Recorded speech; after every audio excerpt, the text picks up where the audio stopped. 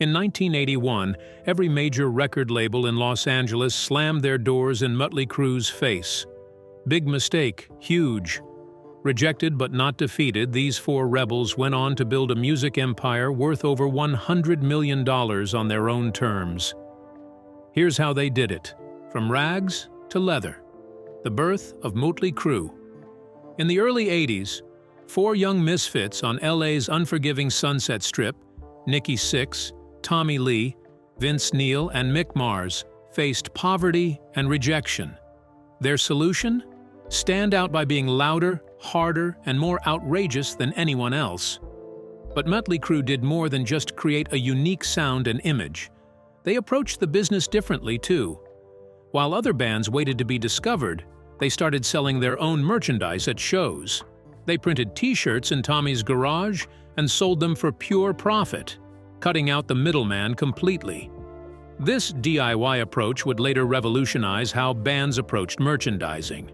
They cobbled together a distinctive look from thrift stores and borrowed clothes, while their sound fused punk's raw energy with glam rock's theatricality. Their first rehearsal was a disaster. Tommy recalled, "We sounded like a freight train derailing while hitting a herd of cattle." But beneath the chaos, there was undeniable chemistry. They persevered, honing their craft in grimy clubs reeking of stale beer and crushed dreams. Meanwhile, Nicky was studying the music business from every angle. He'd worked at a record store and learned about distribution. He understood that waiting for a record deal meant giving away control. "We wanted to own everything from day one," Sixx later recalled. "Everyone thought we were crazy, but we saw the bigger picture." A half-empty gig at the Starwood Club became their turning point. Those who witnessed it saw something electric. Nicky prowled the stage while Vince's vocals cut through the smoky air. By the end, the small crowd was in a frenzy. Word spread, and soon Mötley Crue was packing clubs across LA. But record labels rejected them as too raw and unmarketable. Undeterred, they formed their own label, Luther Records, scraping together every penny they had. And many they didn't. This DIY spirit caught Elektra Records' attention. Against all odds, Mötley Crue signed a major label deal. They'd clawed their way out of poverty and onto the path to stardom. But as the ink dried on their contract, none of them could have foreseen the demons that lay ahead. Their hard-won success would come at a devastating price, one that would haunt them for years to come. Too Fast for Love, the debut album's rocky road.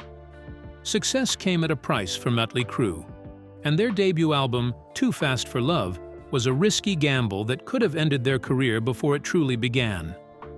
The band recorded the entire album in just 3 days, fueled by alcohol and ambition. This reckless approach resulted in a raw, unpolished sound that would become their signature, but it was far from the polished studio albums of the time. Dismissed as unpolished by critics, Too Fast for Love struggled to sell. Facing mounting debts, the band leaned into relentless touring to survive. Determined to make their mark, the band embarked on a grueling tour schedule, playing any venue that would have them. Night after night, they honed their live performances, building a loyal following one show at a time. The album's raw sound and provocative lyrics began to resonate with audiences hungry for something different. Songs like Live Wire and Take Me to the Top captured the band's rebellious spirit and hedonistic lifestyle. As word spread about their electrifying live shows, interest in the album grew. Independent record stores couldn't keep Too Fast for Love in stock. Against all odds, Mötley Crue managed to sell over 20,000 copies independently, catching the attention of major labels who suddenly saw potential in the band they had once rejected.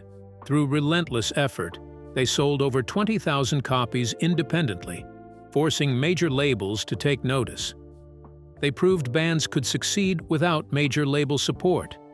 Other bands took notice. Metallica and Slayer would soon follow Mötley Crue's independent model. The major labels were losing their grip on the industry's gateway, and Mötley Crue had fired the first shot.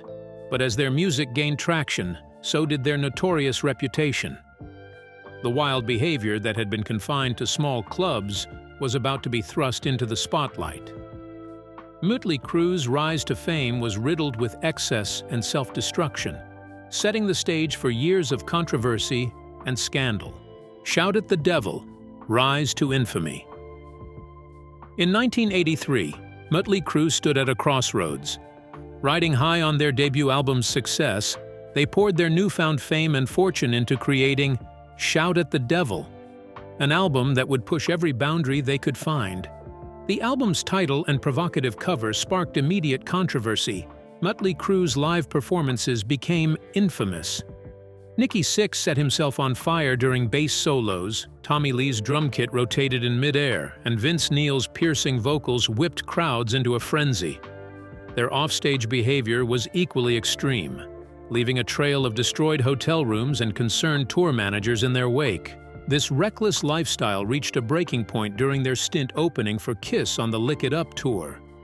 After just 5 shows, Kiss had enough of Mötley Crue's antics and kicked them off the tour. The album's title and aggressive lyrics sparked accusations of Satanism, but the controversy only fueled its success. Shout at the Devil went quadruple platinum, cementing the band's rise to stardom. The controversy actually helped fuel their business strategy.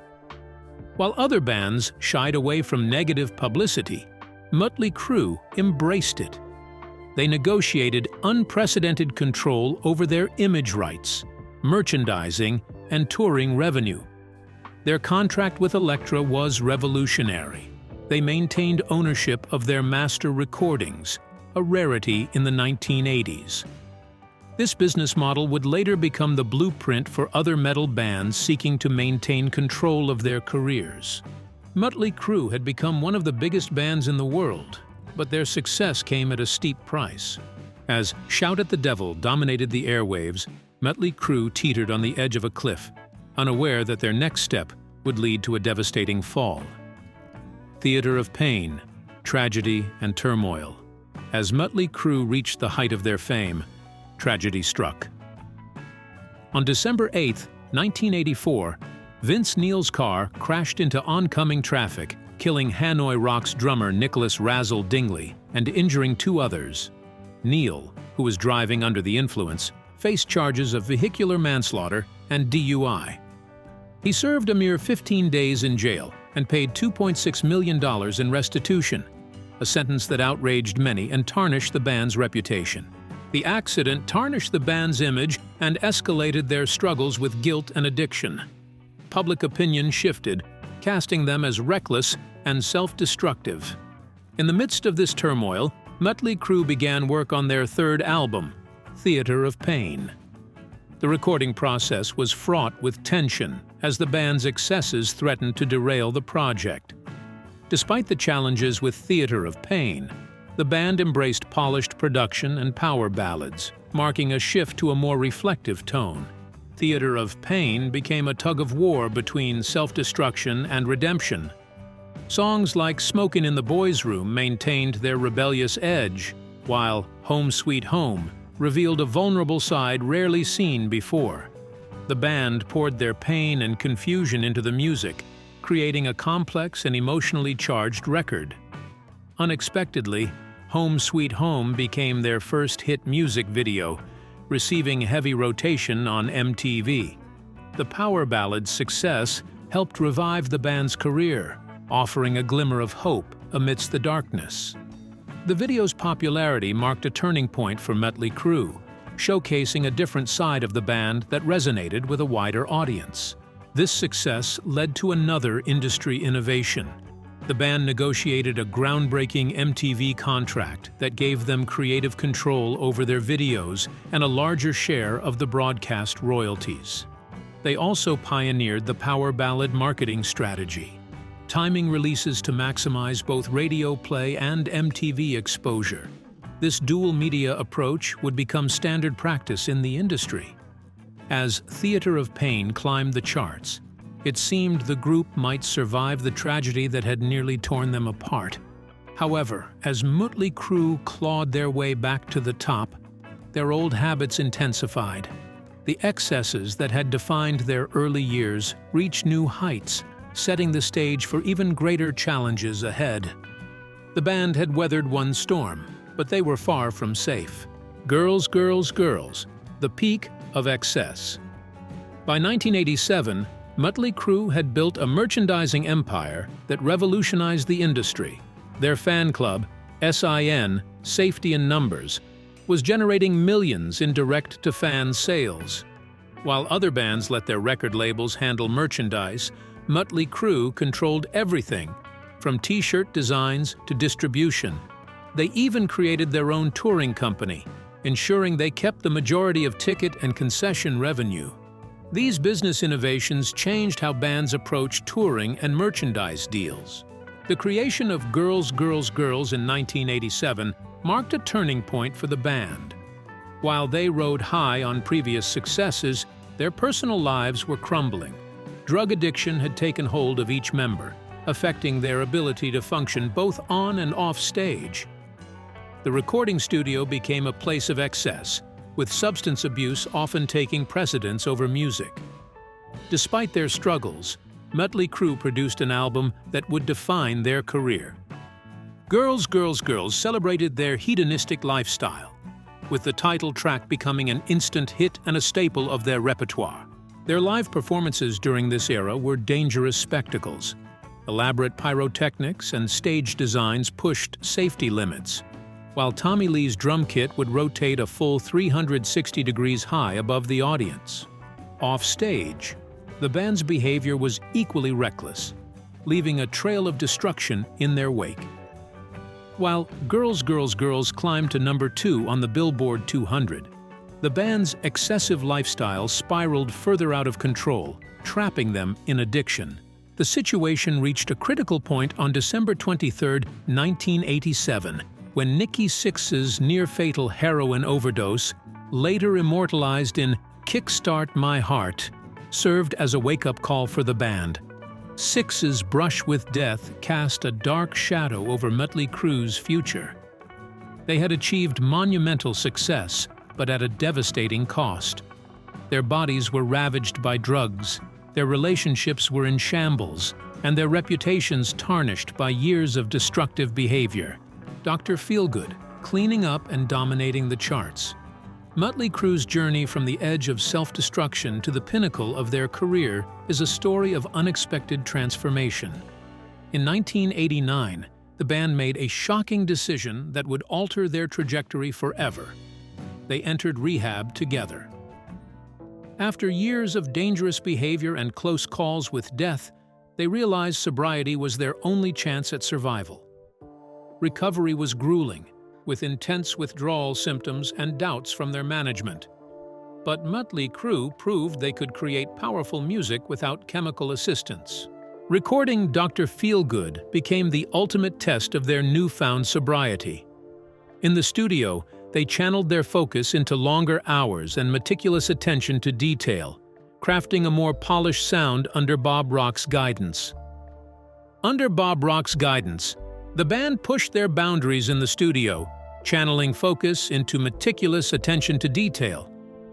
The result was a polished album that maintained their hard rock edge while showcasing unprecedented musicianship.